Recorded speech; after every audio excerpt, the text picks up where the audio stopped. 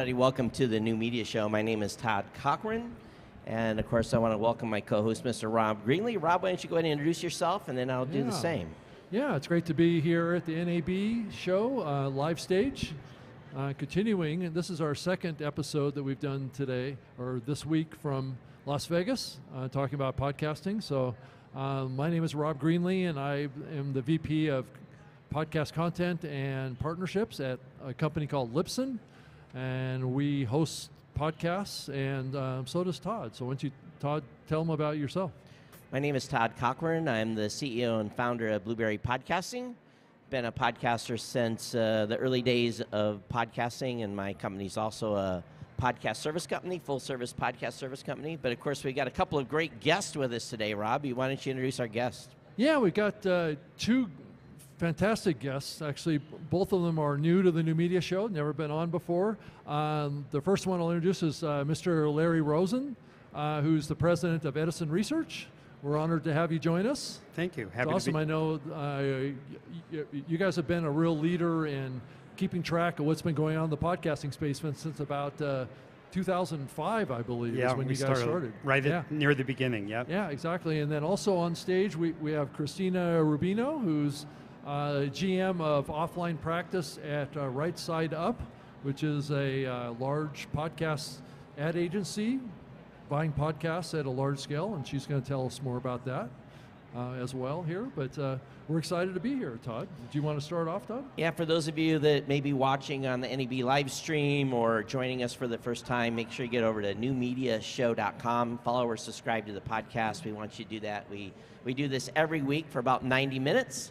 We talk about the really internal stuff that's happening in the podcasting space. We dig deep and sometimes share rumors and stuff that people share with us. So it's a great show to hang out with. So I guess we can start off. Rob, we actually have an agenda. Normally we don't do the show with an agenda. Yeah. So what's on the agenda? Yeah, so just to start off at the top, what we're going to talk about today is really focused on podcast monetization. So we typically don't specialize in a particular topic on this show. So if you listen to a regular episode that we do every Wednesday at 3 p.m. Pacific, noon, 3 p.m. Eastern, noon Pacific, we just usually just rant about all sorts of different topics in the podcasting space, but we are coming into this episode with a little bit of a focus, and don't be surprised if we stray from that focus a little bit now and then. That's just who we are and what we do. But anyway, let's start off and talk about kind of podcast monetization. Like I said, there seems to be a lot of kind of flux in the podcasting space around monetization right now, and a lot of kind of like kind of turmoil in the monetization, which has kind of always been there with podcasting, so it's really not something tremendously new. But I think we're kind of going through growing pains, which I think has been kind of a 10-year phenomenon, but it seems to be reaching a peak. And so what we wanted to talk about is are podcast advertising really ready to scale? I mean, are we ready to ramp it up? Because everybody keeps talking about us moving up to $3 billion in revenue this in the next, I don't know what period of time, in the next 2 years or something like that. I think we're at the maybe 1 to 1.5 billion right now, but sort of, Christina, what do you think? I mean, are podcasts getting ready to scale, or do you think we've got a ways to go? I think it depends on how you define scale, right? Well, because billions of dollars. Billions of dollars, yes. It's already happening. But when you think about scale, and you think about, I am going to probably misquote the latest Edison Research stat, but I've got Larry right here so he can fill you in. We're very much into the majority in terms of the amount of the country that is listening to podcasts, right? We're an early majority probably still.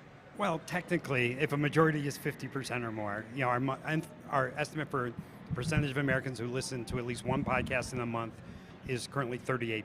So there's still a lot of growth potential left. The percentage who have ever listened to a podcast is a clear majority, 62%. That's the one. But the monthly number is still below that level. But when you think about it, if you can reach 4 out of 10 Americans on any medium, when all of us are completely fragmented from a media consumption perspective, I'm like, wow, that's a really attractive prospect for me as an advertiser, right? Do I think we're ready to become like a reach medium and a fully scaled medium? I think there's some, from a monetization standpoint, there's definitely going to be some things that hold us back. We at the consultancy that I work for, we are buying thousands of shows on a regular basis, but a lot of it is still transacted very manually, for lack of a better word, right? This is still very much like the call up your rep, email your rep, have the conversation, buy the things, do the stuff, check the air checks. So there's going to have to be some sort of an application of technology to allow for that scale, to streamline that for sure. But then on the flip side of it, we're kind of always going to have these, you know, small to mid to large size shows that you're also kind of cobbling together in a buy. So do I think we'll get there for monetization? Absolutely. Do I think there's a clear path for it and one that's tech enabled at this moment? Not quite. I think we've got a little bit of ways to go there. You know, if I look at the history of where we came from and where we are, it's almost like there was a period of time when, well, of course, there was no big shows. There were all small shows in size. So that was the only thing that could be monetized, and the big shows started coming in, and I always say the money rolled up. It rolled out of the small shows into the big shows, and it really never came back. And my struggle for many, many years is when will that money come back to those small shows that, even though the earnings will not be significant, it might be enough to motivate them to keep creating content and be able to have more resources to have bigger shows. So I've always struggled for the indie podcasters that are, you know, kind of on the edge of being able to make money and not. And it feels like we've kind of left them behind for a long time. So I hope we can start fixing that. I don't know, you have thoughts on that? I do, actually. So the company that I work for, Right Side Up, one of the biggest things that I wanted to focus on, I've worked at ad agencies, I've been in marketing for about 15 years. We actually buy with a ton of independents and a ton of shows directly, but also through some of the platforms that you can. I'm a big believer in that in order to have a full media plan for any one given client, you need to go deep. You can't just go service level in podcasting, right? Because some of the broad reach shows that we buy, they're incredible, but they really, to the point about this medium beginning to mainstream, right? When you go out and you advertise on an audience that gets millions of downloads, that's a pretty mainstreamed audience. What I want, and let's just say I work with a B2B advertiser, okay, right, in the financial services space. I still want those 20,000, 15,000 download shows that are about some arch topic that most people are going to be like, I don't want to listen to that. And it's like, good, you're not supposed to listen to that. That show is not for you. That show is for those people who make those decisions, and it's a very particular thing. So my thing is, from a media buying perspective, don't be lazy. Go out and find the shows that you need to buy for any given advertiser, regardless of scale. And whether or not that's technology enabled shouldn't matter, because at the end of the day, if we're trying to pursue advertising that works, that's, you know, it shouldn't matter. You shouldn't need technology enablement in order to do a full job media planning. There's still going to be a discovery challenge, right? The same discovery challenge that exists for listeners exists for advertisers, but we've gotten a lot better about that. You know, when you get an ad insertion order put together and you send it off to a media buyer, and let's say there's 50 shows on, and they come back with you and they've cherry-picked it down to 3, it can be pretty discouraging for those other 47 shows that you've worked to get on that buy, saying, hey, you know, they've got an interest, and then they just went and picked 1 or 2. And it often frustrates me in the fact that those audiences across those shows are largely non-duplicative audience. So it's just like that media buyer is immediately just thrown out 47 shows and how many ever tens of thousands of listeners that they could have reached. And it's sometimes it gets pretty frustrating. You want to bang your head against the wall. But I hope that changes. Well, that's not necessarily our intent. I will say on the other end of that, you ever hear the expression 10 pounds of you-know-what in a 5-pound bag? Sometimes when I get proposals back, they're like, you know, it would be great, this show that's totally unrelated to anything that you want to buy. So while I very much appreciate the craft that goes into some proposals, in other cases, it's like, let me tell you about everything you can buy. And this kitchen sink over here, too, it's so great. So there is very much like some of your contemporaries who are, you know, kind of trying to monetize where maybe it's not the greatest fit for the advertiser. It kind of does go both ways. There has to be an alignment, so it's not like you're going to put a a tech advertiser and a sewing show. You know, you have to have that match. I've seen some weird shit, Todd. Like, let me tell you, okay? I have seen some really, they're like, do you know what would be amazing for this? X, Y, Z. I'm like, who thinks that you're going to reach a suburban mom who's listening to like that? What? No, okay, whatever. So there is definitely, I would say, but that's also where, when you think of some of the OGs in the space and this, you just kind of mentioned it, that's a very manual approach to media planning. But guess what? I want someone like a you or somebody like a me to sit there and agonize over like, should I include this show in my plan? Should we be doing this? Right? And that's when we come to the notion, in order to monetize this medium at scale, that we have to be content agnostic. Right. Is where I start getting crazy, because I'm like, well, you guys, like, it's all about the content. Right. So yeah, I hear you. And you're really doing a disservice to the advertiser when you align it with the wrong show, because then it's just going to hurt ROI. They're not going to be happy. And they're Podcasting gonna doesn't say, work, Todd. They're going to say, I'm not spending no more money. No. Right.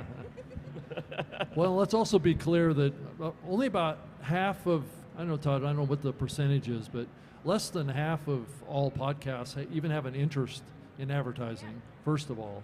But that doesn't mean that the vast majority of shows don't promote something, right?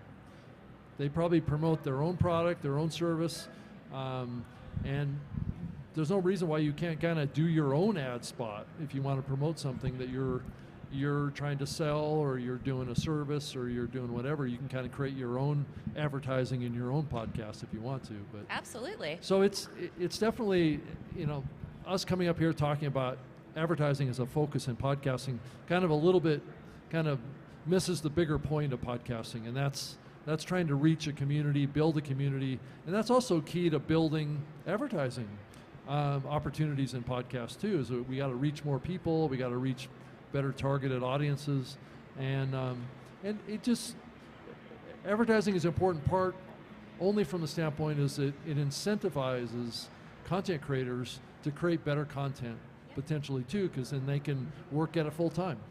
Because I mean, Todd and I started at this as kind of, it wasn't a full-time thing for us. It was something we did as a hobby because we enjoyed it. But go ahead, Todd. You know, and you hear these big numbers like 3.7 million podcasts. Well, there's really only about 400,000 active podcasts that have created a new episode in the last 90 days. So when you break that down by category, so then maybe you're looking at 20 to 30,000 shows per category. And there's even subcategories of that. So in the end, the pools of shows that want advertising in any specific category is a lot smaller than most people even completely realize. Yeah. So, and if you even think about it even at a deeper level, 3 to 4% of shows today are getting monetized. So you probably only have maybe 45% of shows that are left that aren't hit those marks they need to attract the big advertisers that are left. So it's you know, if you look at the scheme of things, it doesn't look as a big of a daunting issue to monetize those shows, but at the same time, we're leaving literally probably between all the hosting providers several billion downloads a month on the table that are not, or listens, if you want to call them listens, that are not being monetized. And when you say that in front of radio folks, they probably have a stroke, you know, when you hear that is a non-monetized number. Yeah. Yeah, I mean, my thing is, when it comes to the big advertisers, definitely. There's kind of this interesting thing. So I used to work in brand advertising, and there's going to be, so there are advertisers that have been in this medium since the dawn of time, right? How many times have you heard a Blue Apron ad? How many times have you heard a ZipRecruiter ad? Or now, and we work on it, how many times have you heard a DoorDash ad, right? So there are these advertisers where you're like, well, they're not the biggest advertisers in the world. They're not the brand advertisers. I've seen podcasting be a game changer and a business changer for a lot of high growth startups who start smaller, need to show return on investment, and also, and this is the critical part, they're borrowing on the trust of that host-listener relationship. And so from where I sit, I'm like, yeah, that's great. Like if Kleenex and everybody and their mother wants to come into the channel now, awesome. Everybody get in the pool, the water's fine. However, my thing is, are we leaving behind some of the advertisers who have helped us get to this point? Yeah. Candidly, the direct response advertisers and the high growth tech advertisers are the ones that we focus on for the most part. And so from where I sit, I'm like, no, those shows this host-listener connection, there's something special there. I'm fond of saying, most of the time, historically, when I've told people I work in paid search and display, and you just see the eyes glaze over, and you're like, oh God, the advertising lady's here. And now when I tell people I work in podcast advertising, all they want to do is, oh my God, the ads from my favorite show are so funny. And it's just, I'm like, there are hundreds of thousands, millions of views on YouTube of ads. Right. I have never in my life, in my career in media, seen people enjoy ads enough that they're like, no, the ads become the content. Right. So a very, very near and dear subject to my heart. I mean, that's the power of host-read advertising, is that Yes. it's an endorsement, it's content, it's entertainment. It can be all those things, and that's what's powerful about it.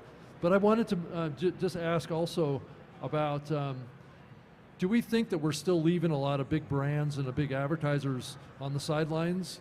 I mean, is there still more opportunity coming? Oh, massive opportunity. I've been doing lots of meetings lately with both agencies and clients, and I mean, you see the entire spectrum from people who are already completely knowledgeable about the space. So yeah, we really haven't dipped our toe into this yet, and we're curious about it.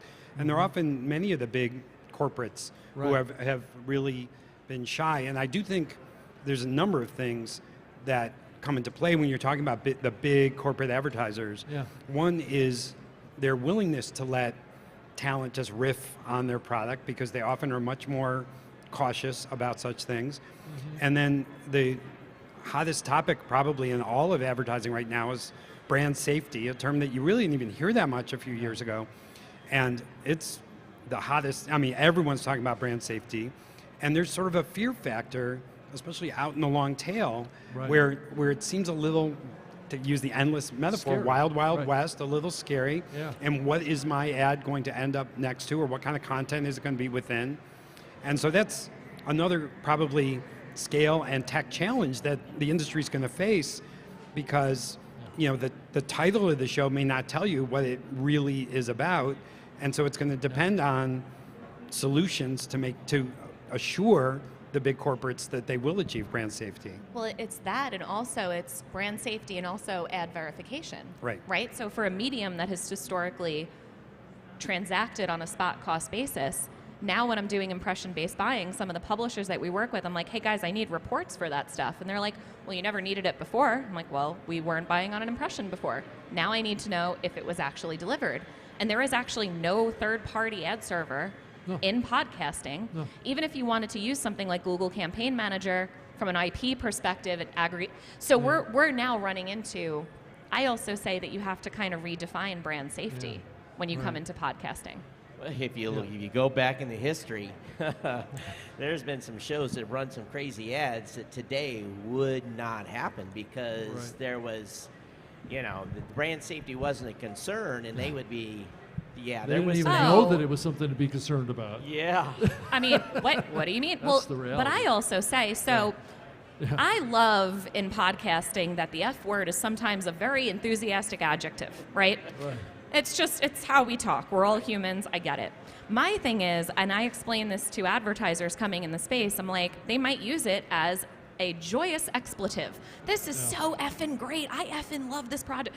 And my thing is, for a brand like, your big corporates, it's like, well, if you're going to clutch your pearls when somebody drops an F-bomb in a show, this is not the channel for you. You might want to think about terrestrial. Because from my point, I always bring up the Bill Burr examples. Right. If you've ever seen the Sherry's Berries ad, it's a classic. It's incredible. It's funny as hell. From an advertising perspective, I know the guys behind it. I know that it absolutely cranked from an ROI perspective, but I've sent it to advertisers and been like, you okay with this? And a lot of the time they're like, yeah, it's okay. And then a lot of the time they're like, no, they can't say that. Can you make them not say that? And I'm like, yeah, let me put a leash on that comedian over there. I'll get right on that. Like, that's not going to happen. So yeah, and it's also a misunderstanding of the medium too, because one of the things that you're buying in the medium is that authenticity and that rawness that attracts audiences now. Bland, it doesn't attract audiences. Yeah, I'm not saying necessarily that their obsession with brand safety is even right, but they are obsessed with it, and the medium has to. It's still a fact. Yeah. Right, and it's an education process too. They need to maybe push the envelope on their tolerance a little bit and understand that maybe their brand needs to adapt to the culture a little bit more. Yeah. Right. To be honest with you, I would kind of hoped as we moved on now almost 18 years in podcasting that some of the, how should we say, more conservative thinkers in these big companies that were so concerned about being in, let's say, an absolute G-rated show would have retired, and then there would be some fresh voices that would have moved always in. hope, You would yes. always hope. But you know, you can't. But it seems much more on the top of people's minds now than it was even a couple of years Well, ago. it's Yeah. top of people's minds in like social media too. It's Yeah. top of people's mind in all forms of advertising these days, especially if it relates to online. I mean, unless, like television probably doesn't have, the streaming platforms don't have too much of an issue with it because everything is so controlled. Exactly. And on the radio side, it's much more controlled too, but when you get into YouTube and you get into these live platforms, it's a whole different ball game. Yeah, there's some of it that's going to Yeah. be cultural, but then there's also the table stakes of it all, right? Right. The no hate speech, no discrimination, like all of the things that are listed in the IAB version 3.0 terms and conditions. That is really, when it comes to a brand safety perspective, that's why we still hand vet every single show that we appear on. They have to be, because Yes. unless you know the show, you can't rep the show, because you have to know what that show content is, the demeanor of the host. There's a lot to it, I understand, because there's a lot at stake today. And as Larry, as you said, all it takes is one thing that happens in a show that is not brand safe, that's being advertised in, and it's all over social media. It's Right. And there's boycotts or whatever. So I understand companies' Yeah. challenges in that. So I guess this whole conversation leads into a much bigger topic of, well, how do we scale across large numbers of shows, but yet give the brands a feeling of safety, right? There's got to be a technology solution here, and the one that comes to mind is utilizing transcripts. But maybe it doesn't, those transcripts need to be able to look at context too, not just keywords. The keywords are a clue, right? But maybe those keywords don't give the full picture, right? So I think, I think that's an opportunity for the industry to maybe automate that a little bit and to be able to scale it as well. Yeah, I don't know what you think. we dealt with the same challenge in digital 12 years ago. I mean, it was the same. Yeah. We were like, how do we do this? Is it keyword based? Is it contextual? What is contextual in this? Right. What is this context? Candidly, I'm looking for the answers to this as well. We're all looking. Mm-hmm. I've been telling everybody on stage, I'm like, if you can tell me how to flight dynamic impressions successfully every time, I'll give you money. I want the answer too, right?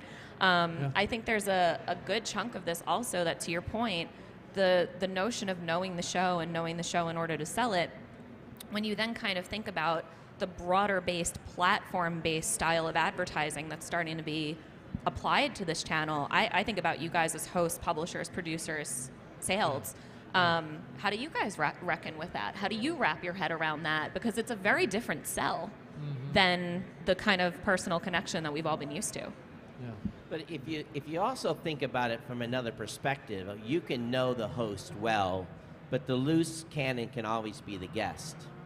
And Absolutely. so unless that host has edited out something that might be considered controversy, but that's often what makes the show. So they're hesitant in pulling a piece out, whereas the brand may go, ooh, and the podcaster goes, yes, because he just gained some more listeners. So, and I think that'll be the answer to Rob's question over time, is I think there'll be multiple approaches, and people who sort of talk to a certain kind of advertiser who's comfortable with the risk and says, this is the way we sell, and then there will be these more controlled communities where they say, no, we know every show, we know the context of everything, we have transcription, and we can sell to, in that case, probably the big corporates who have big concerns about those kinds of things. And you'll probably see the industry sector in different ways. Just as it's, there's the head of the tail, and there's some very, very big shows, and then there's this, no matter how long the number is, Todd, there's a huge long tail, whether it's 400,000 shows or 4 million shows. And out there on that tail, there's going to have to be a different solution and different advertisers who are more comfortable with that. But it definitely has to be something that has to be automated, because if you look at it from a time perspective, and I've said this stat a million times on this show, 90% of podcasts deliver 90% of their lifetime downloads in the first 96 hours. So you have to have a technology that is ready to say, this is safe in minute 1 of that show's release versus, all right, 2 hours later, we know it's safe, we can start running ads on it. Well, you've already dumped 20% of that content that you're going to miss monetizing. Well, and then the other challenge also is, now that we're doing ad injection, you're going to miss 20% of that. Guess what? The advertiser is going to miss that 20%. And I want that 20%. Me too. But can't you put this, I mean, I'm not the technologist, but couldn't you put some sort of moderation space between the podcaster uploading their content and you opening the gate up, if you will? And again, I don't know. It's easy for me to say it, and hard for you guys to do it, I'm sure. Yeah. Because if we're late 3 minutes from getting a show published when someone is hit publish, then our phones explode because it's just the way podcasters are. But that's something we'd have to change. You'd have to say, it's going to be 50 minutes before this is live, because we've had to do the brand safety check or whatever it had to be done before we could say, okay, it's good to go. It's got a thumbs up to be either in programmatic or get the ad insertion. I've listened to the show you guys did 2 or 3 weeks ago where you were live calculating the cost of some of these transcription services, and it was really, really significant. But maybe, a podcaster will have to make a choice, which is, I want to tap into this big money, so I'm going to need to fund this kind of strategy, or I'll just take the renegade advertiser who's willing to risk it and have fewer opportunities. So I do think, it's sort of like water finding its level. I do think there's a chance that different strategies will happen, and big shows that are going after big corporate money will kind of take one approach. There'll be a middle group, and then maybe the group out the long tail was like, I'm not waiting 15 minutes for this moderation check, and I'm certainly not paying extra for it, and I'll take what I can get. I often tell podcasters that are getting ready to launch on a campaign, we have a call before the campaign kicks off, and my parting comment with them before we leave is I say, don't be stupid. Don't be stupid. Don't cause me to have to call you and say, you're done. Nobody wants to make that phone call. I have said that. I'm like, guys, don't make me. There was this one time that I had to tell a podcaster, and I told his producer, he's a known, just goes off the rails. I'm like, listen, there's one thing he can't say in this ad, right? And it's the name of my competitor. I don't care what else he says. Right. What do you think? 2 episodes in, and the producer's like, well, he got this look in his eye. I'm like, great. There's a lot of time where I'm like, you're basically on a bucking bronco. Hold on. But you also have the chance, when you think about Saturday Night Live and these cultural moments and this touchstone of podcasting, it's like, well, you have an opportunity to really take advantage of being embedded in a medium that's culturally relevant. And to your point, there's an authenticity in podcasting that I think people really respond to. Right. And it's my thing is also, to your point about the long tail, after a certain point, when we think about monetizing this, it starts to feel to me as an advertiser, and I'm curious to see what you guys think about this, but it starts to feel to me as an advertiser like we're going to turn this into streaming spoken word audio, right? So we have streaming music, and we buy streaming music with all the platforms that you can think of, your Pandoras and Spotifys, your iHearts, your Cumulus, all that stuff, right? That's mostly music inventory, or possibly some of their syndicated talk stuff, right? Right. But when you think about it, well, if we're going to kind of disaggregate the host content from the host read, if we're going to do all of this stuff, doesn't that kind of turn this into one big spoken word audio pool of inventory? Mm-hmm. And then that's where you start to get into the technology enablement of, well, if you're treating it all as spoken word inventory and it's essentially you're slotting produced spots in, you're removing the risk for the brand, right? So you're producing spots, but I would argue the flip is they're way less engaging. Half the time when I talk with advertisers and we're finalizing copy points, I'm like, get all this cute brand crap out of there. Nobody cares. Nobody wants to hear your voice through the podcaster's mouth. They want to hear the podcaster talk about you. Right. But then the question becomes, when you move to produced audio, And when you're putting it across thousands of shows, how do you preserve that connection that has been really, to your point, not for the big advertisers, but for the small to mid-size advertisers? That's been their lifeblood in this channel. Yeah, it's difficult, and It's I think in order to scale, I basically almost waved the white flag a little bit and said the solution's programmatic, and that's what we're just going to have to do. There's going to be a segment of podcasts that will never get host-read ads. It just won't happen. I've waited a decade for it to happen, and it's not coming back. So programmatic is the way ahead for that 47% that we are probably never going to be able to get host-read ads into. I think the tension really that we're trying to wrestle with is between programmatic and host read, trying to figure out, and really what we're talking about is dynamic insertion versus baked in. That's really what the dilemma is. And to really accomplish what we want to do and scale, like Todd was just saying, dynamic has really always been the solution for that. But it's also, I think it's a bigger question around how you produce that dynamic inserted ad, right? I think there's been a lot of talk about host reads being made as pre-recorded, dynamically inserted content, and I believe it can be done.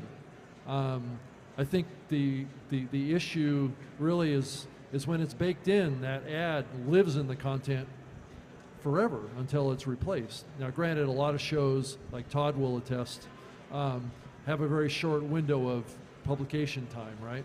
But there are certain shows that have long tails, right? That it makes sense to trade the ad out, right? And I'm not sure that it's fair to the content creator to bake in ads that live in there forever when they may be able to monetize their long tail. Right? I think another aspect with regard to what you're saying is, what's so great about this medium is the intensity to which most people pay to their shows. I mean, they listen really, really closely. Right. So when you're listening to these dynamically inserted host-read ads, and you're hearing the same one with the same intonation, we're not fools, right? We know what's happening. We know that's pre-recorded. Well, you need to make different versions. Exactly, but I agree. I will tell you, I listen to a lot of shows, and I don't think that's happening. Correct. So you're hearing that same host read. Even just the second time you hear it, you know what's going on. Yeah, and so you're kind of undoing the theoretical value of this technological solution, because we forget that the reason the ads work so well is because people are listening so closely, and it's in most cases going directly into their ear, to their brains through their ear, through AirPods or headphones of some kind. And there's a relationship there that is, again, it's the best thing about the medium, but I think it requires thinking about advertising in such a different way, because you're dealing with a relationship that's unlike regular radio spots, regular TV spots, regular digital, etc. People do have a higher expectation, and their BS filters are a little higher, I think, in podcasting, or the authentic filter, right? They're looking for true, genuine content, right? And it's the power of the medium, but as we automate this stuff, it's hard to keep that. I agree. Yeah. I've worked in media for a long, long time, and I myself, who should be far more skeptical and far more prepared, I have met hosts of podcasts I've listened to, and I've fallen under the delusion that I really am friends with these people, right? I mean, the relationship is so intense that you almost get confused by it. Right. And even a skeptical person who should know better than I have fallen into this trap. And we have to remember that relationship. And again, that's why the results tend to be so tremendous, but I think it requires thinking about advertising through that filter. Yeah, it's in that dynamic as a content creator, and Rob and I have been content creating podcasts together since 2004. We did our separate thing, and we've done this show for more than 10 years, but it's when I'm in airports and people walk up to me and say, "Hey, how you doing?" And it's like they already know you, and you're like, "Who's this person?" Right? Yeah. So it's not at the same level as a celebrity, but they know me better than celebrity, because they're in my house, they're in deep, So it is this personal relationship, and when I tell them, "Hey, go buy this because I endorse it," and they do, it's because of that personal recommendation. So getting back to your point on the repeat ads, it's when you tell the media company that wants to run the ad, all right, I need 5 different sets of talking points because we're going to do new spots every week, then that's a heavy lift. It's a lift, and they oftentimes say, well, run the same ad weeks 1 and 4 and 2, but they don't get it. So you tell them, no. No. That is where I was just telling Larry a little bit. I won't name names to protect the innocent and not so innocent. But there was this one time I was listening to an interview with Lady Gaga, and it was about a condition that she has. I happen to have it as well. I was sitting there. I was so engrossed in this podcast and so just emotionally involved. And then all of a sudden, a weight loss ad came on, and the levels were all wrong. It blasted into my ears. And like in the middle of being in tears in this interview, I'm like, are you trying to tell me I have to lose weight? Like, I mean, really, like it's just, you're like, this is the literal worst possible ad exposure for that advertiser. And so my thing is, the reason that advertisers have been willing to pay premium CPMs in this industry for a very long time is because of everything that we've been talking about, right? And so my thing is, regardless of the actual dollar value, we don't need to get into, is it 20, is it 25, I don't know, whatever. My thing is, there's going to be a premium set of inventory where I can pay somebody like you, Todd, to talk about my brand. And that's gonna be, you're always gonna pay a premium for that, right? And I think we can all agree on that. My thing is, there's gonna be a lot of flux in between that premium experience and then essentially syndicated podcasting where we use a produced spot, where it again becomes more about managing frequency caps, and it's just an inventory source at that point. And so from my perspective, I'm like, well, that means that we're probably looking at streaming music CPMs eventually for this channel. Right, and that's the face that I'm like, do you want that? I always tell people, I'm gonna get in trouble, but I'm like, do you want to be the BuzzFeed of podcasting where you have to put a bunch of ads on one page and write it's like, no, I don't really want to monetize that way, right? So my thing is, we're still monetizing this medium in such a way that it means creators can actually have a really good living from this. So I'm a little worried. That's what happened in the early days of programmatic. It was like $2. I know, I was there. $2 CPMs, right? I mean, now in programmatic, you'd kill somebody for a $3 CPM. Yeah. We're below single digits. So that's where when I am trying not to be the harbinger of doom in this channel. And what's ironic is with a digital background, I have become a little bit more like, hey guys, could we just be like a little cautious about maybe not ruining this? And it's not because I'm afraid of technology. I've been using it since I've been in media. My thing is the one size fits all notion of, okay, well, digital monetized with programmatic, obviously that's our future and we're gonna do it. It's like, well, we've got a lot of smart people in this industry. You think we could do like a little bit better iteratively? I hope. Yeah. But at the same point, again, I've been waiting a long time to monetize that 47%. I get it. Okay, so 5 years ago, I would have said, no way will a podcaster take $5 to $12 CPM on programmatic. They won't do it. I think times have changed.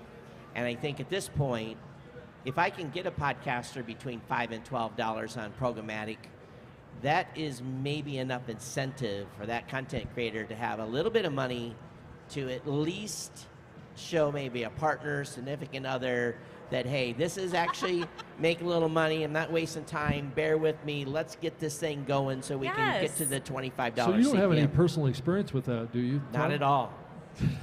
No, I mean, but that is honestly, there's this one podcast I love, and I always use it as an example. It's called Forever 35. It's a great show. It's hosted by these two women, they're an absolute rip. And the way that I first monetize, I helped them monetize their show first because I literally slid into the woman's Instagram DMs and was like, you should start a podcast. She's like, I'm starting one. I'm like, great, I'd like to be your first advertiser. And this is when I was in-house as a client. I'm like, I want to be your first advertiser. She's like, great, how do we do this? I'm like, I'll teach you, it's fine.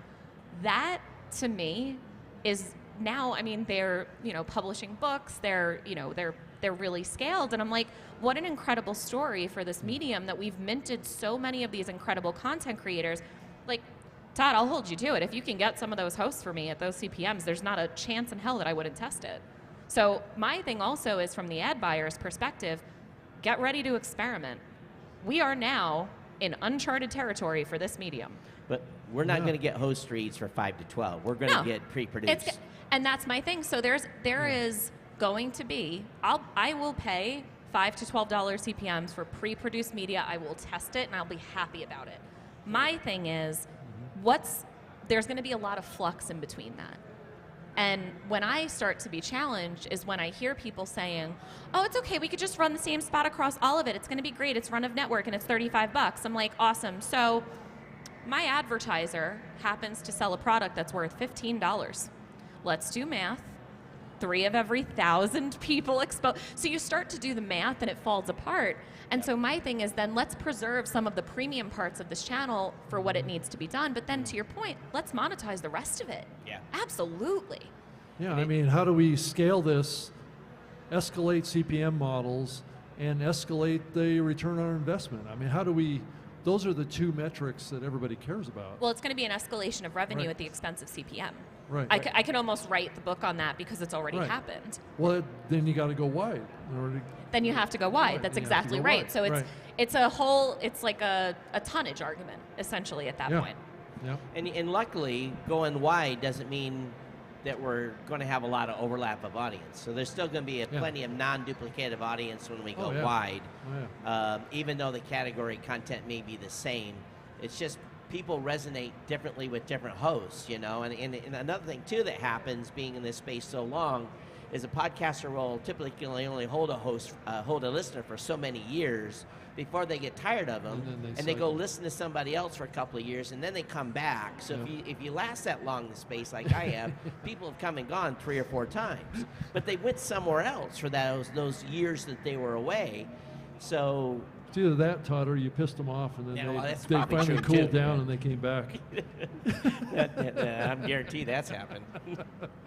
So, you know, I don't know. I just I don't think programmatic will ever work with a host read. Now, again, it doesn't move fast enough. That's the problem. It doesn't move fast enough because someone wants to. Computers are buying this stuff. It's not a human, many times. Or am I wrong on that? No. When you talk about the application of programmatic technology to the medium, this is when if it's going to become a played-out joke. But remember The Princess Bride when he's saying you keep using that word, I do not think it means what you think it means? That's the word programmatic right now in podcasting. It doesn't exist yet. I, as an advertiser, there is no real-time bidding and buying. There's no exchange on which I can openly see and transact on media, right? What we're really talking about are private marketplaces, which have existed for a long time with or without the application of technology. Well, the only reason CPMs have gone up with programmatic is because there's been a lack of inventory. Well, that's the other part of it that I keep reminding people. I'm like, so guys, the reason we advented programmatic technology and display is because there was essentially an infinite amount of inventory. In podcasting, there is not. I like to say, let's just say you record 50 shows a year, right? You're recording once a week, 50 shows a year. Let's say you sell 3 mid-rolls and maybe a pre. That's 150 to 200 ads a year, and then you're sold. That's why the top few thousand shows that we buy, half the time they're sold out. And that's really when you start to think about the technology that has been applied to this channel and how far we have to go until we get to an open, transparent marketplace. That's when I'm like, we're not programmatic yet. We don't have the right to use that word yet. Right. It excites me when inventory is sold out the top because then folks like you have to go looking down. I like to remind all of the people at the top but that I am very down? happy. But are you looking down? Oh God, yes. Okay. Yeah. Oh gosh. Yeah, I would but say is that being done widely in the industry? I think there's always going to be. Yeah. So I think you're rare. I am a rare breed in many ways. That is no, it's funny that you say that because if there are some agencies where if you hand me a media plan, I could probably tell you which agency put it together because they use the same playbook. Right. And that's where I sit there and I'm like, dude, like there's got to be something better than XYZ show. Like you got to kind of go out there and put the work in. So like, no, you're not advantaged when there's lazy media planners and buyers in the medium. Right. But that's kind of the way that we do it differently is we put senior talent on every single project that we work on. And so these people know, okay, you know what? I'm going to go really deep on real estate for this. And I'm going to go and I'm going to find these onesie, twosie networks, the smaller shows, the downloads. You have to look in that direction because often long tail or longer tail, right? Your 10, 25, 50,000 download podcasts, those are your crankers.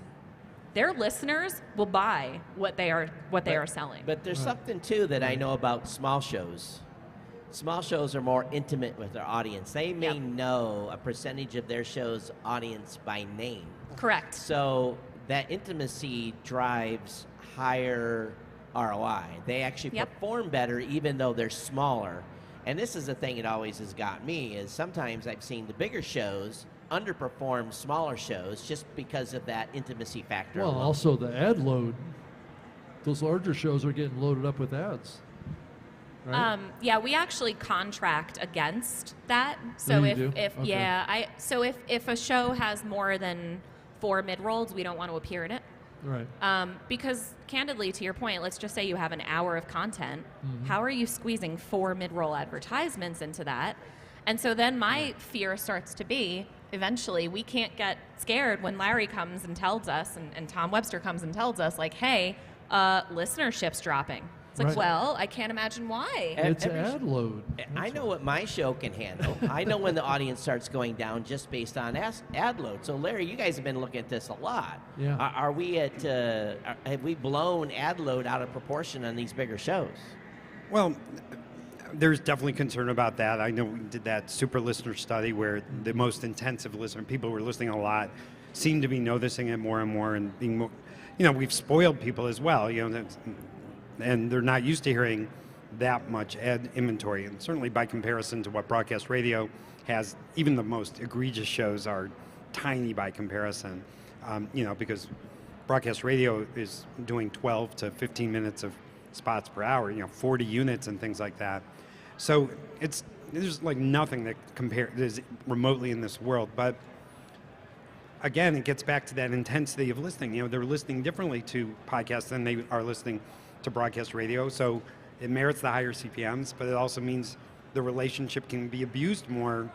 I think broadcast radio has abused the relationship in many ways, but there's much lower standard of abuse. People's expectations are higher, so they're going to feel abused more quickly. But per your question, there's so many different approaches still, and I think a lot of that is just going to shake out. I think individual shows might really hurt themselves if the listening experience is problematic enough. And when I hear shows where literally in the middle of a word spots are cutting in and things like that, and where the spots are I've listened to shows often from really big professional producers where the spots are much higher or often much softer than the rest of the content. And it's just really annoying. Even if it's softer's less of a problem than louder, but it's still just not ideal listening experience. So, I think I'm not quite as concerned about it because I don't think of it like, we're doing this, we're all doing that.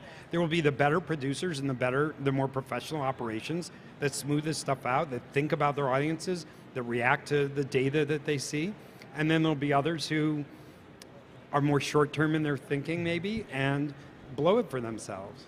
I think traditionally, though, the audiences, and again, I'm showing myself being the old dog here, traditionally the audiences were, well, if we really go back, there was anti-advertising in the early days. Like visceral anti. Now I think audiences expect it. It even goes further than that, right? It even goes further than that. The ads that were placed, the host reads were beating up the advertisers. Yeah. It wasn't it good still enough. happens. Right. Yeah. It still happens? I'll take my dirt. Oh, my dirty money? Absolutely. Absolutely. Especially, part of it's some of the content. Like, I don't know, I'm feeling Bill Burr today, but like when Bill Burr starts questioning the life choices that have led him to read this ad in front of him, it's hysterical. Right. But, it still happens. There's definitely still a sentiment of like, the advertising The money. advertiser needs to have a sense of humor is what you're saying. I think, like, again, it's podcasting. It's just, Right. This is where, to your point, you're like, I would hope that these people retired. It's like, well, yeah, and a lot of these companies are newer companies, and they kind of get it. But, it's... Right. You're still like, okay, I mean, I could take my money somewhere else. And it's like, no, the money's okay. And you're like, oh, okay, cool. Yeah, I want to make good on that. Right. But again, I think we try to do that as little as possible. Right, yeah. Want to get it right the first time so we don't have to make good. Yeah, right. But not to insult the radio people that are listening or watching right now, but we don't want to be radio. Well, radio is a different medium. I know, but we don't want different ad things. loads at radio ad load levels. Well, that's why podcasting exists, is because Well, it's a reaction to over commercialization. I totally Yeah. hear what you're saying. Yeah. But let's suppose that the data showed that people could tolerate that many ads, or maybe liked it. I highly doubt this would ever be the case. Right. But let's suppose that people kept loading ads and they saw no reduction in listening. They saw no, where they have that kind of direct feedback, no increase in skipping. Then maybe you would want to be radio, right? Because you're monetizing to a higher level. I think you are correctly presuming that that level of load would make the listening experience very negative, and it would sort of make the whole medium seem more negative, and that would be problematic. So I understand your point, but I think we should experiment with different approaches, and I think over time, that experimentation will lead to different results. Yeah.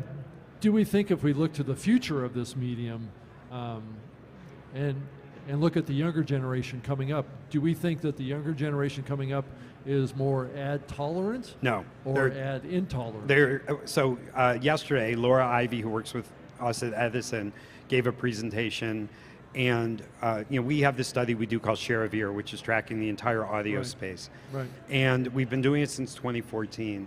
And she showed, and we're able to see the percentage of all audio consumption that is ad supported and all audio consumption that is ad free. Right. And the percentage of people's time that has the amount that is ad free has grown dramatically. So people are willing to spend money to buy their way out of advertising, and that pace is much faster among 13 to 34-year-olds. This is the answer to your question. Right. Much faster among 13 to 34-year-olds than it is among 35 plus, who are probably more tolerant of higher loads and more ads.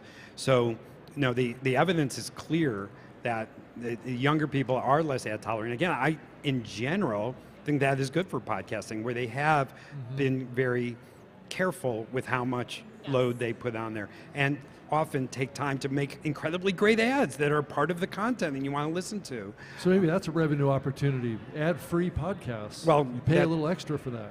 Oh, you're joking, because obviously that's already here. Oh, and yes, very much so. I mean, if you look at the market in China, that's most of how they monetize. So, but to that point, what's really interesting is I can't tell you how many times I've even chatted with coworkers and everything. Podcasts get us, these jaded ass marketing professionals, and I'm like, oh my God, I do want that thing. Like, it really gets you because of that endorsement style. And it's so, if you have a bullshit filter, which everybody does, right? And we're gonna say, let's just say 13 to 34-year-olds have a more refined BS filter because they've been exposed to digital advertising for, I mean, it's intense. But then that's when I say, well, this is why podcasting is really one of the older forms of influencer marketing, because you're talking about influential human beings who you listen to. And actually, that show that I mentioned earlier, they did a listener survey, and they said, do you guys want us to go no ads and just go listener supported? And everybody's like, no, I like the product recommendations. You guys picked them for us, and they're so great. And I'm like, what? As an advertiser, I'm like, this is great. You guys, I hope this never changes, because we need to find a place and how to reach those skeptics. I'm fond of telling people, how are you going to reach me? Do you think it's going to be radio? You think it's going to be TV? To a lesser extent. You know what I spend most of my time listening and watching? Twitch, YouTube, and podcasts. Right. And I'm a... That's what I've shifted my consumption to, too. I'm not watching mainstream television anymore. Right. And so in these mediums, if you go on TikTok, you're like, oh, like influencer content, it's pretty transparent when it's, hashtag ad and all of that stuff. So from my perspective, that style of marketing works really well for 13 to 34. And so my thing is, great, we already have that built into podcasting. Let's just scale it without screwing it up. I always tell podcasters too, if an advertiser is being presented to you and you get the ick factor, or it tastes funny in the back of your mouth, that's the podcast ad you want to walk away from, because your audience is going to smell that so fast, and they're going to like, oh, you're going to lose credibility. And you lose credibility. Right. Or you can tell when they're reading from the ad, and this is about that product, and they sell that widget. It's like, hey guys, we can tell. Yeah. Yeah. Right. And so can the audience. Yeah. So speak from the heart. Yeah. Yes. So let's move on. This is a similar topic to move into, but just wanted to say, do you think that we need to have podcast ad standards as a pathway here of some sort? Do we need to, think about this? I think individual companies already have standards and are going to have standards, and that would be part of what they sell. Across the industry, spot formats, frequency, kind of recommendations. Obviously, people are going to do what they're going to do in this space. This has always been a space about stray cats running in different directions. So it's just a matter of, it's kind of like what we did with the IAB with the podcast metrics, right? Is have some guidelines, right? Some idea of best practices, right, in this area. But they're not something that somebody's going to get in trouble for not doing. But how to track customer conversions, how to target better in a privacy-sensitive environment, right? Does the industry need to come together and do that? I don't know. Well, what do you think, Larry? All industries typically benefit from having industry bodies that guide them. We're here at the NAB. That's exactly what this is. It's an industry organization that gets together for a variety of reasons, but a big part of it is keeping the stray cats, or whatever you called it, organized. And so why wouldn't podcasting want to have similar level of organization and communication and power that is created by having industry organizations? So, I think it's really unlikely that you could have hard and fast rules, but to use your word, to have guidelines, to have suggestions, best practices, absolutely. And we should push for as much of that as we can get. Do you think we have, Todd, what's your thought too? Do you think we have the early kind of guidelines for that, kind of like what we had in the early days of podcasting around metrics? Or are things just completely all over the map? No, because you can tell a podcaster do a 60-second ad and he goes on for 3 minutes. No, I don't think there's... I love that. I don't think there's... I'll bet you do. I sure do. Those are the best ads. When they make up a song about you, it's so good. I think this space is, you're dealing with individual creators that have different levels of passion for a different level of product, and they're going to rave on stuff that they love, and they're going to shortchange stuff they hate. Yeah. So I think that I think it's going to be on the host endorse side, host read, I think it's going to be hard to have a standard. I guess... I don't know. I think it's a big challenge. Don't you think that we kind of benefit though from saying like, okay, if we've got 30 minutes of content, X amount of minutes of ads is probably good enough. It's the same way that if you look at what the IAB has done in internet advertising, it's like, well, there's standard ad units, right? You can still do customized anything you want until you're blue in the face, but in order to access scale, right? You gotta have a 300 by 250. You gotta have a 728 by 90. I'm probably gonna date myself if I mention any other ad formats, but you know what I mean. You're gonna have to have some sort of something. My thing is, I worry a little bit that with the absence of any guidelines. Actually, Brian Barletta from Sounds Profitable cracked me up. He's like, if I hear this one LASIK ad one more time on this podcast I listen to, I'm like, we're going to read about you in the news. Because you get crazy when you just get to your point about, well, I can tell when the ad is being repeated. Right. We as advertisers coach a lot on that. I'm like, guys, people remember them. Because they listen to your show from A to Z, from minute 1 to minute 70, they remember your ads. You do have to cut new ads. You do have to give enough talking points to where people can kind of produce their own stuff, and also give the freedom to say, this is what you've got to hit so that people actually know that you're selling coffee and not cars, but have fun otherwise, right? And I'm definitely the unicorn in this particular topic, in that I've had the same advertiser for 15 years, and every episode, and they still renew. But I still perform. And which advertiser is that? we're not going to. We're going to have to do that here. But have you been running the same ad for 15 years? That was No, restraint it's there. because there's no script, and I know the product Right. so well I can change it up every. But sometimes there might be a little running home to mama if I'm tired, and it may have some duplicative to Absolutely. it. That's what the script's for. So that's what it's for. I think in the end, as long as the ad performs and the advertiser's happy, I don't care how it's delivered. As long as the advertiser gets his value and the podcaster gets paid. Do we also think that the advertiser agency needs to do, a better job of communicating to the content creator the performance of their advertising? Oh, yeah. So we're very transparent in this. Yeah. We very much believe in anonymizing and sharing campaign results. There's going to be, listen, we work with 1 million proprietary companies with a ton of MNDAs and all of that good stuff, so there's going to be only so much we could share, right? Mm-hmm. My model's a little different where we're not an agency. We actually don't buy on a commission basis. We embed. And so we're like a direct advertiser, essentially, just consultants. Right. And so when you think about how that advertiser is investing, and I literally just blanked on your question. Could you repeat it? Oh, it's just the advertising side of things, making sure they communicate to the make sure we're content communicating creator results. about the results of the campaigns, because sometimes that doesn't happen. Well, and that infuriates me as a marketer, because I'm like, there is, by openly sharing as much as you can, I have had so many publishers come to me, and if I say, hey guys, we're about 20% off of our goal, and here's why. We need to make some changes to creative. Mm-hmm. Here's what we actually need to do. Also, can you work with me on rate? Because I tested it at, close to rate card, but this advertiser can't support that. You still want to run the ad? Can we work on this? And that, to me, that's when you can't just buy this channel as though you're buying widgets.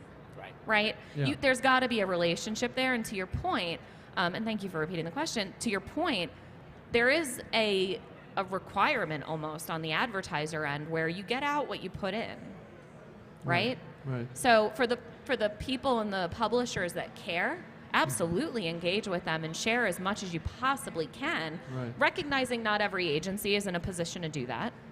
Not every advertiser is in a position to do that, but... Well, and it may not be in their best financial interest to do that either, right? Because a campaign that's highly successful, then that content creator is going to want a higher CPM for that, right? But then also, if we want to keep buying that inventory, isn't it up to the advertiser to pay a higher CPM? Right. Which, here's what's interesting. So we work on behalf of something like 50 clients right now.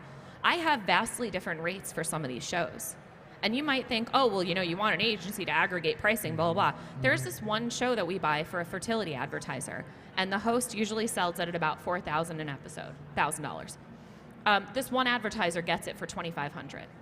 And it's a small advertiser, and it was this one-off deal we negotiated because that woman feels so strongly about this advertiser that she was like, no, I really want to work with them. And so my thing is, shouldn't we recognize and understand that that's going to happen? And then on the flip side of it, deeper integration, longer integrations. Like brands should be, when you find a show that you can go hard on, like duration is big. Duration, we're very fond of buying upfronts in a show. And my thing is let's guarantee that sale for that show for that year. Right. And also at the same point, from my side of the fence, it oftentimes when you talk with maybe they are not a represented company, maybe they're just coming in the door and want to do some ads.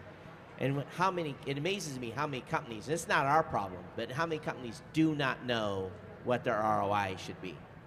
They have not nary a clue. If they're going to spend 1,000, should they get 50 transactions or should they get 10? And that blows me away a lot. That so many companies just have no clue whatsoever what their ROI actually should be. But so oftentimes we have to find out what it is. Well, and the challenge is the brand advertisers. There may not be a direct ROI. I mean, brand advertisers, I remember waiting until the next year and getting my market research back and being like, all right, we moved the needle 3 points. You're talking about when you're advertising commodities essentially as a brand, you're looking at a much longer horizon, a longer time horizon. The P&G CMO's famous quote about, I know half my advertising works, I just don't know which half. Selling toilet paper. Yeah. Right. I mean, so that's where it's like, I would actually say, Todd, to your point, like there's it really is on the advertiser to know that. And that's candidly, there are some new advertisers that we work with where we're like, okay, well, what's our cost per acquisition goal? And they're like, we don't know yet. And we're like, great, I can help you set that goal. And let's start with the absolute, like, okay, dollar in, dollar out, CAC to LTV ratio, let's do this thing. And so part of it's also on the agency and the ad buyers to kind of step in and be like, all right, we've got some fundamentals that we need to focus on. If we don't know what good looks like, how are you supposed to hit that? That's right. Right. That's a good point. We want to switch up topics a little bit here, Sure. Rob? Go ahead. So let's talk about radio. You know, it wasn't too long ago, radio, we'd go to a radio event and have a podcast session, and everyone would go out and get a beer. You know, and now the radio people, when we're at radio events, the rooms are full because they're listening now, and I'm glad they are. So it seems like many of the radio companies are trying to convert podcasting with a vertical integration to be more like online radio business. So where do we kind of see that going? You know, iHeart makes all kinds of claims, and others do as well. But you know, I guess where do we think that's going to go with radio? Larry, do you have any thoughts? Well, on that? you know, I listen to you guys regularly, and you've always expressed what seems to me to be a concern about this sort of creeping influence of the big radio companies. And I get why you have that concern, but I've always, at least from my perspective, thought that concern was at least a little bit misplaced. I don't think they're at all in the position to sort of destroy podcasting, and that always seems to be what you're implying you're concerned about. And Lord knows they've not done it yet. I mean, I think we could agree with that.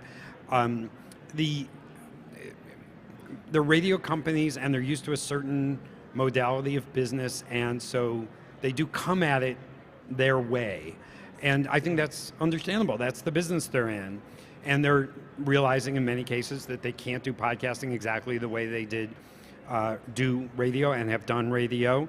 But by the same token, they're probably going to try to mingle it a little bit in the direction of the way they've done business for all these years. The other thing to bear in mind is when you look at the whole world of American radio, very little of it was podcastable. Now, public radio was filled with fantastic content that would easily turn and very, very successfully turn into podcasts. But most of commercial broadcast radio is music radio, and with little hosting things in the middle of it, et cetera.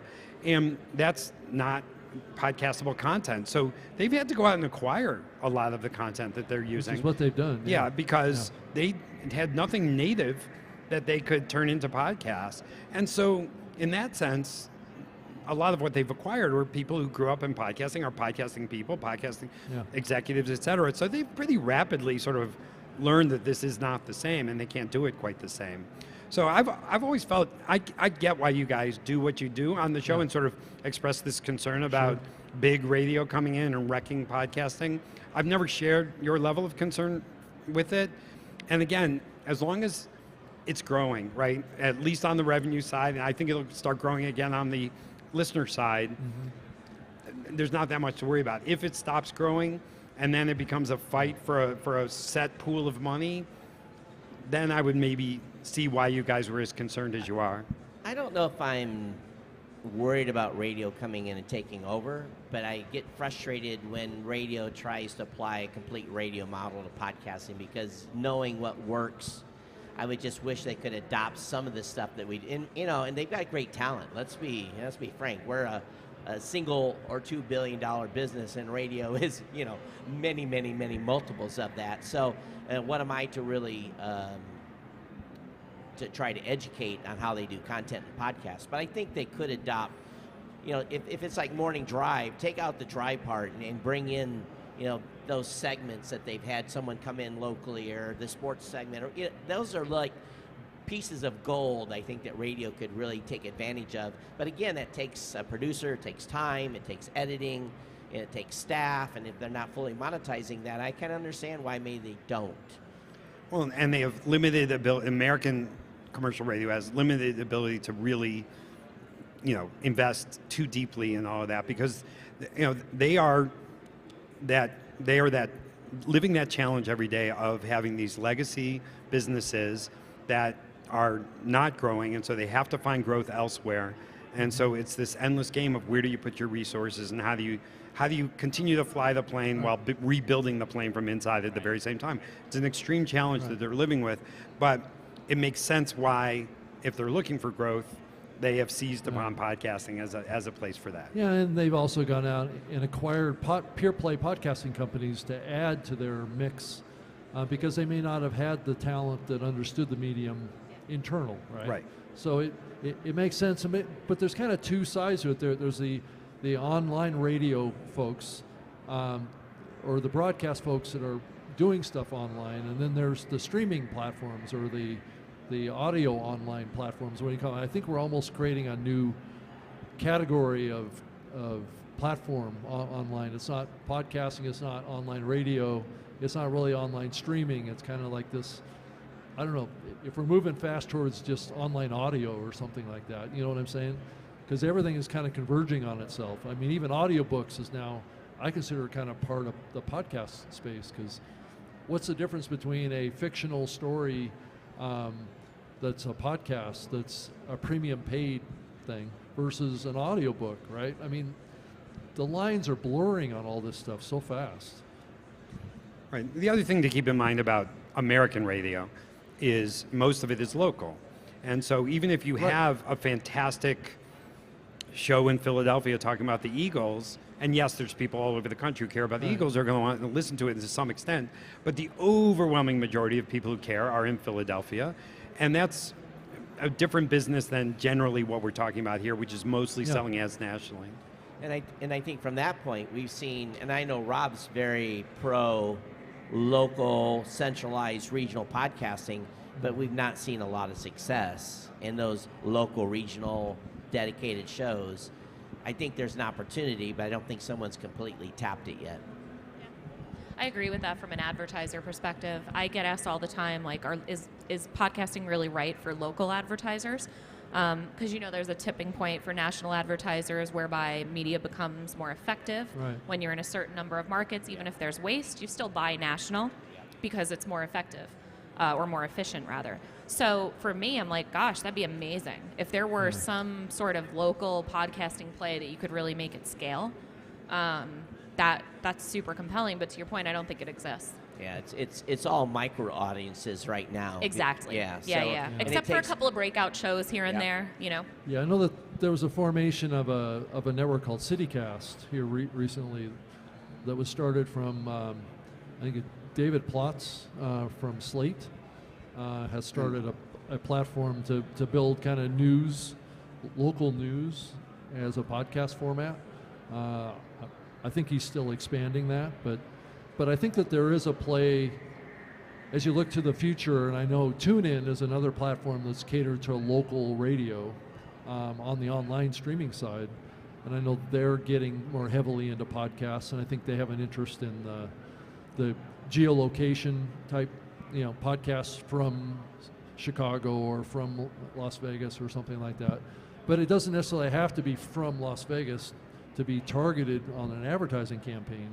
I know I used to work for Podcast One, and we used to target AutoZone ads to the Southeast through dynamic ad insertion. So you could just run campaigns just to that region or that city or where they happen to have a bunch of shows.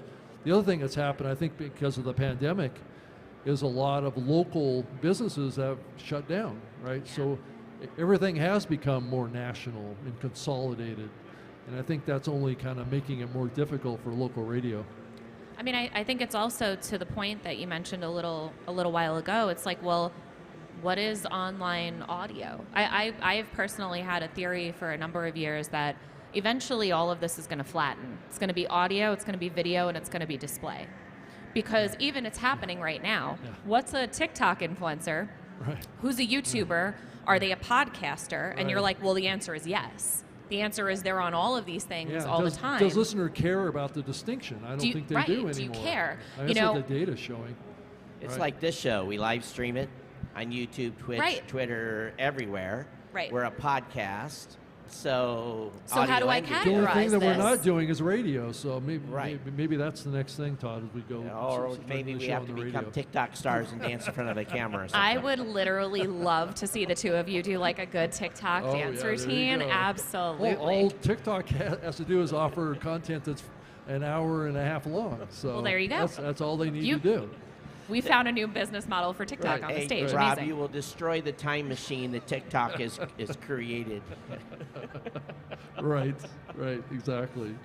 I wanted to also throw this out too, and this is a little corollary to the advertising business too, but we more and more are moving towards calling podcast downloads audiences. And I know you have a very, Christina, you have a very opinionated thought on this. And others in the podcasting space and on the radio side are thinking about this too, because advertisers want to buy audience. They don't want to buy downloads, right?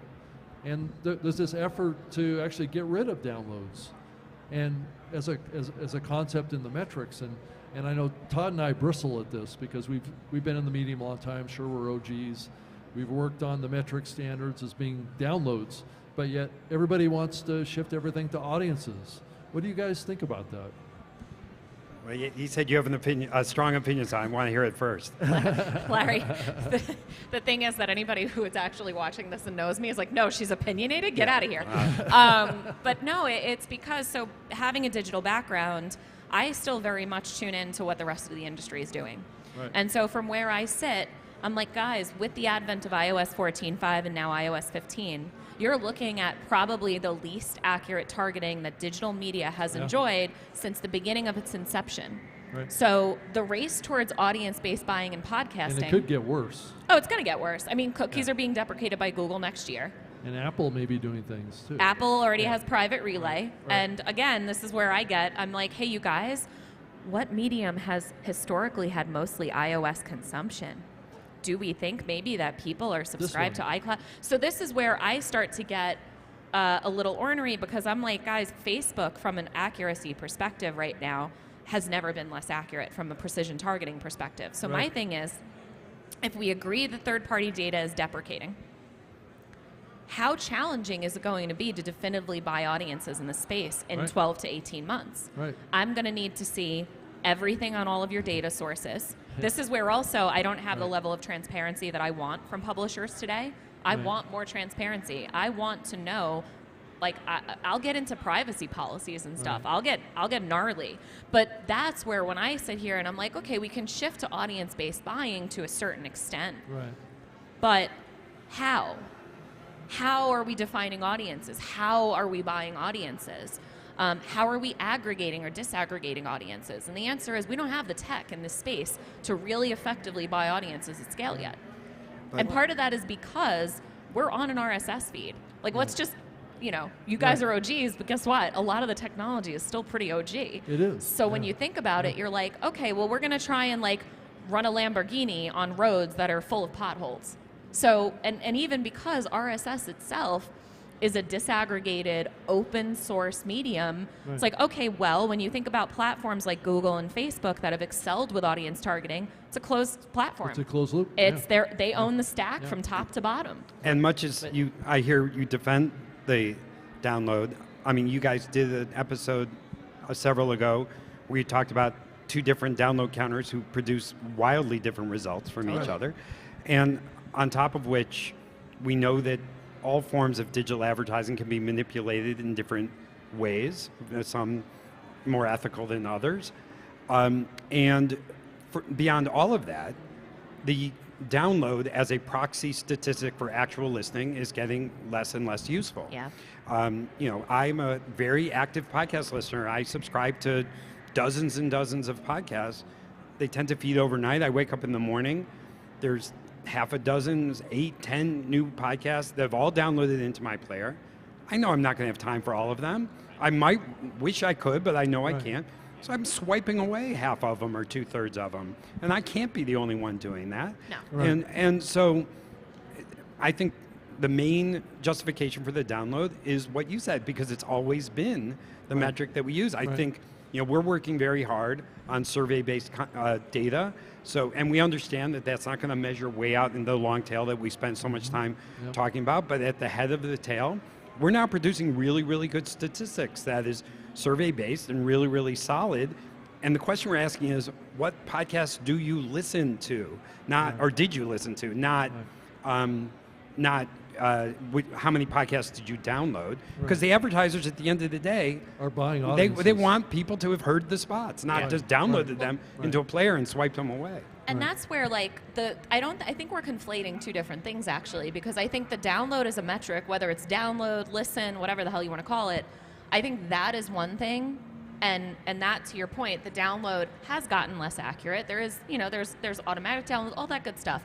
But for me, it's like, regardless of what we're transacting on, I think to your point, there is this push towards audience-based buying. And so for me, it's like, whatever metrics we agree to transact on in this space, I think we're all hungry for, let's have the most accurate metrics that we can, right? But even if we agree to transact on that, are we buying shows and content? Are we buying audiences? Are we doing both?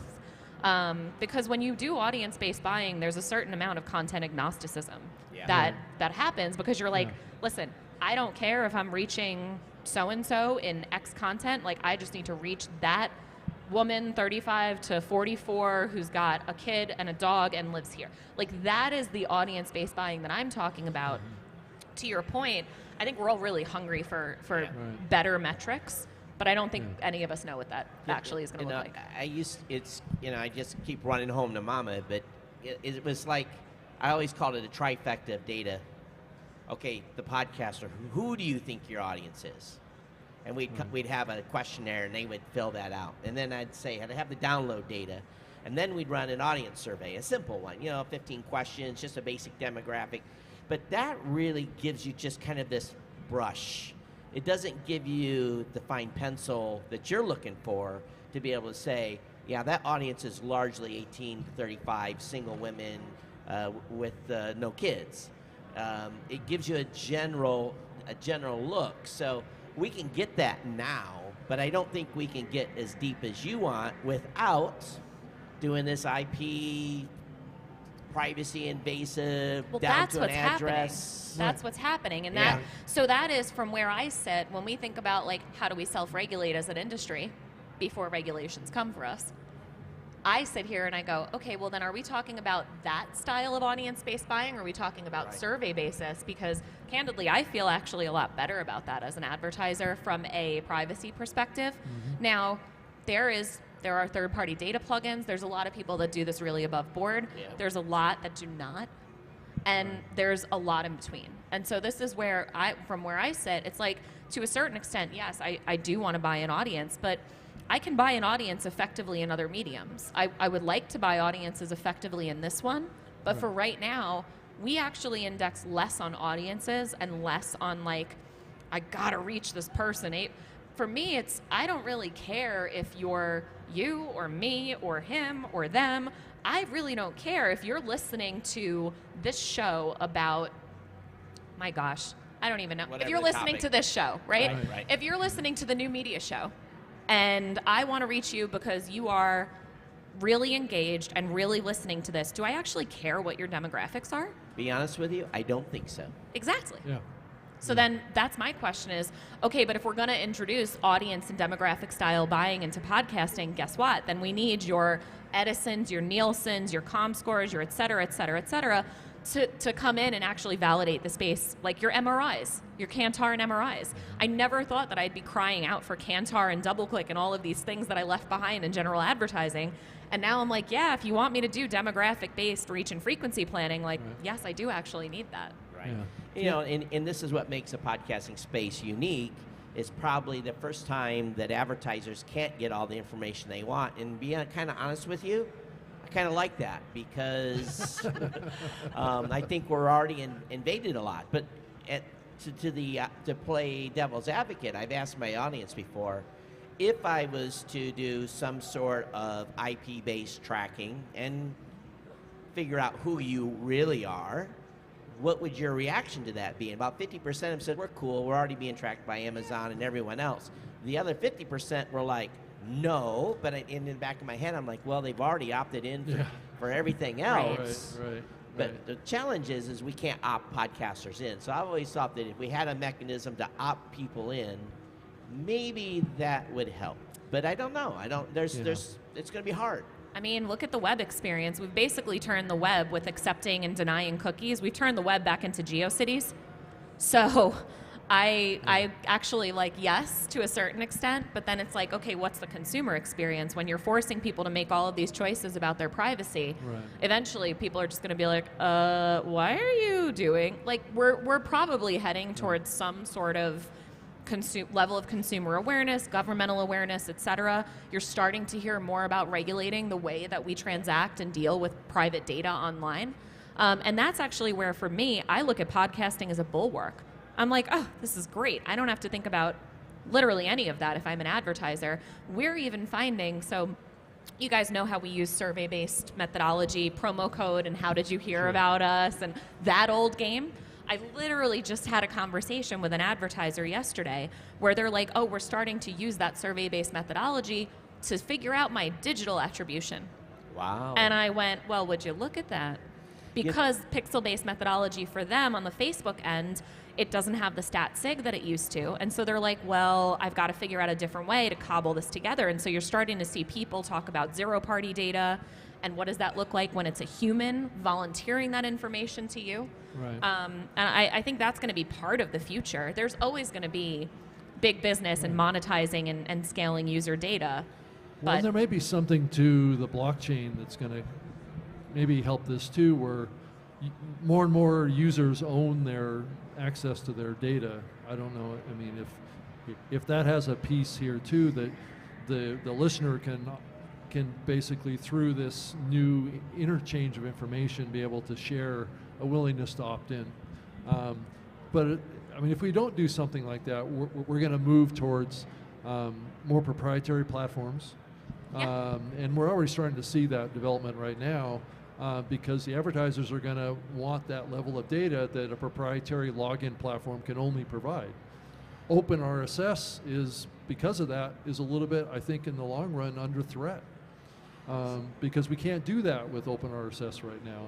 There may be a way of doing it, but it's going to take us all working together. it's going to take a long time, and it's going to take us working together. And that actually, to your point about open RSS versus a closed platform, that's when I think of some of the barriers to scale in this business, Yeah. it's going to be one of them. Well, it's also what exclusives. makes the medium Yeah. I mean, special. also gets into exclusives too. I mean, look at Joe Rogan is a great example of this, right? He was on open distribution. He built this show over many years. He did a licensing deal with Spotify, and I think that there was a decline in his influence for some period of time until he got controversial, and then he picked it up again. But exclusives, if people start uploading their content directly to these listening platforms, right? And we're starting to see a little bit of that happen with premium content now. Yeah. As much as I want to continue this conversation for the next Are we 3 out of hours, we out of time? are very close Wow, out of time. we are out of time. But we want to continue the conversation with you at newmediashow.com. Come over and follow or subscribe. In our closing minutes, I want to give Larry and Christina both an opportunity to give their plugs, how to reach out to them. So Larry, I'll let you go first. Yeah, well, I'm Larry Rosen.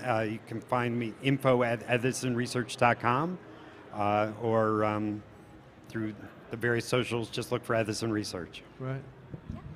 You could find me at rightsideup.com. If you want to reach out to me directly, it's just Christina at rightsideup.com, and I am always down to talk about this stuff. I know you are, yeah.